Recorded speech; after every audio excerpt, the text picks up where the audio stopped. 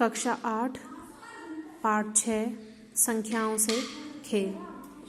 इस पाठ में हम सीखेंगे विभाज्यता के नियम, जो मैं आपको पहले भी करा चुकी हूँ, और 4 मूल संक्रियाएं जोड़, घटाना, गुणा, भाग से संबंधित रिक्त संख्याओं को ज्ञात करना। 2 और 3 अंकों की संख्याओं को व्यापक रूप से लिखना और उन्हें समझना। संख्या पहेली और संख्याओं से संबंधित खेल। साथ ही संख्याओं 2, 3, 5, 7, 9, 11 और 13 से विभाज्यता की जांच।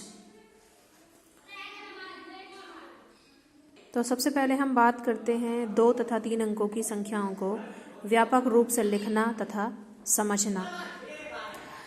अब आप सभी जानते हैं कि जैसे यहाँ पर ये उदाहरण दिए हुए हैं 18 को हम कैसे लिख सकते हैं? 10 + 8 18। तो इसको और व्यापक रूप में इस तरीके से लिखा गया है कि 10 × 1 + 18। जैसे कि आप 18 का स्थानीय मान निकालते हैं तो 8 इकाई के स्थान पर है तो 8 का 8 रहता है, और 1 जो है वो दहाई के स्थान पर है। इसको इस तरीके से लिख दिया कि 1 दहाई के स्थान पर है और 8 इकाई के स्थान पर, तो ये मिलाकर बन गया 18। तो यहाँ उसी तरीके से 27 को लिखा गया है कि 2 10वें स्थान पर है, मतलब दहाई के स्थान पर है, और 7 इकाई के स्थान पर है, तो 2 × 10 + 7, 6 × 10 + 9, इसी प्रकार 8 × 10 + 0। क्योंकि 0 जो है, जो 0 है वो आपका इकाई के स्थान पर है, और 8 जो है वो दहाई के स्थान पर है, तो दहाई के स्थान से 8 की गुणा और प्लस इकाई के स्थान पर जो 0 है वो। इसी तरीके से हम इन सभी उदाहरणों के माध्यम से हमें ये पता चला कि 2 अंकों को हम किस तरीके से लिख सकते हैं कि दहाई का स्थान,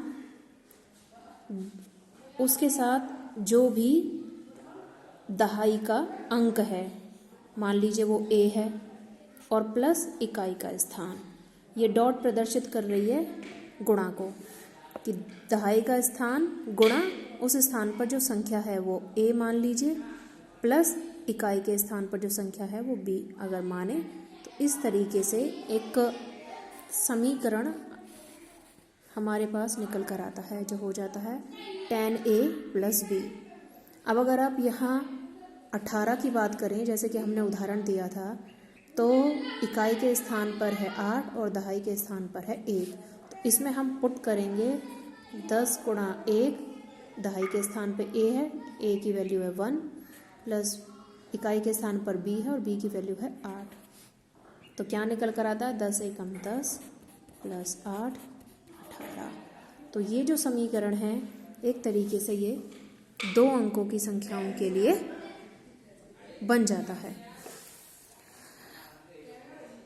ये देखिए, 2 अंकों की संख्या ab का व्यापक रूप tan a + b होता है, जहाँ a और b बीजीय व्यंजक हैं।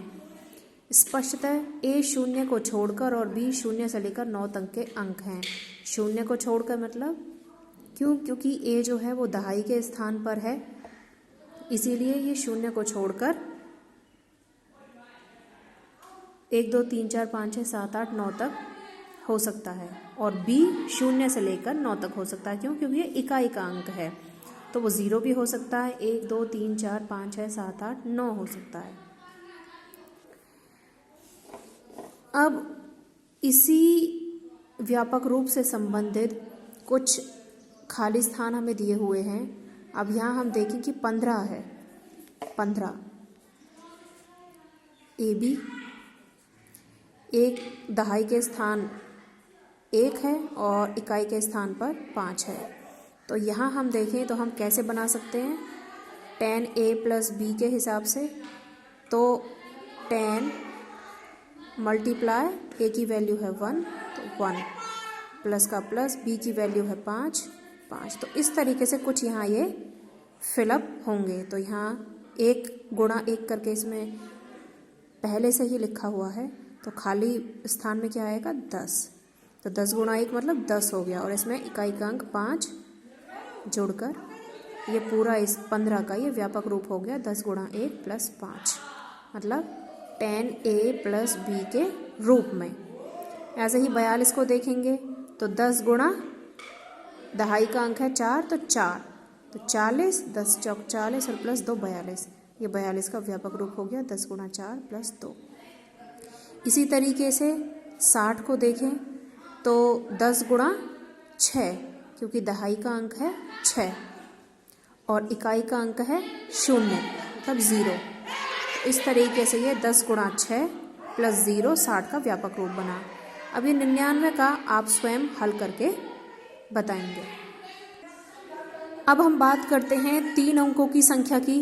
मान लीजिए 3 अंकों की संख्या a b c इस प्रकार है। जैसे पहला उदाहरण है 345 का, तो मान लीजिए इकाई के अंक c है, दहाई का अंक b है और सैकड़ा का अंक a है। तो ये हमने a b c के रूप में मान लिया है।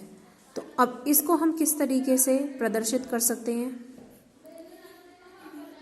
a plus b plus c, क्योंकि ये a जो है वो सैकड़ा के स्थान पर है, b जो है वो दहाई के स्थान पर है और c जो है वो इकाई के स्थान पर है। तो अगर हम इसमें पुट करते हैं तो हम देखेंगे a की वैल्यू है 3 प्लस 10 इंटू b की वैल्यू है 4 प्लस c की वैल्यू है 5। तो इस तरीके से ये 345 का व्यापक रूप निकल के आता है कि 100 गुणा 3 प्लस 10 गुणा 4 प्लस 5। इसी प्रकार हम 416 का देखते हैं तो 100 गुणा 4 प्लस 10 गुणा 1 प्लस 6। इसी प्रकार 500 का है 100 गुणा 5 प्लस 10 गुणा 0, क्योंकि दहाई का अंक 0 है, और प्लस 0 क्योंकि इकाई का अंक भी 0 ही है।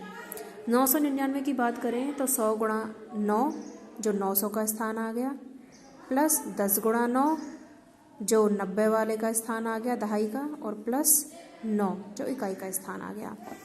हम जब स्थानीय मान निकालते हैं तो कुछ इस तरीके से निकालते हैं। इकाई के स्थान पर 9 है, दहाई के स्थान पर 90 हो गया और सैकड़ा के स्थान पर 900 हो गया। तो कुछ इसी से ही संबंधित ये व्यापक रूप निकल कर आता है। तो हमने देखा कि 2 अंकों के लिए जो व्यापक रूप है वो है 10a प्लस b, जहाँ a दहाई का अंक है और b इकाई का अंक है और संख्या ab के रूप में है। ये जो संख्या है ये ab के रूप में है। और जब 3 अंकों की बात करें तो संख्या a b c के रूप में है। c इकाई के अंक को प्रदर्शित कर रहा है, b दहाई के अंक को प्रदर्शित कर रहा है और a सैकड़ा के अंक को प्रदर्शित कर रहा है। तो इस तरीके से 100a plus 10b plus c,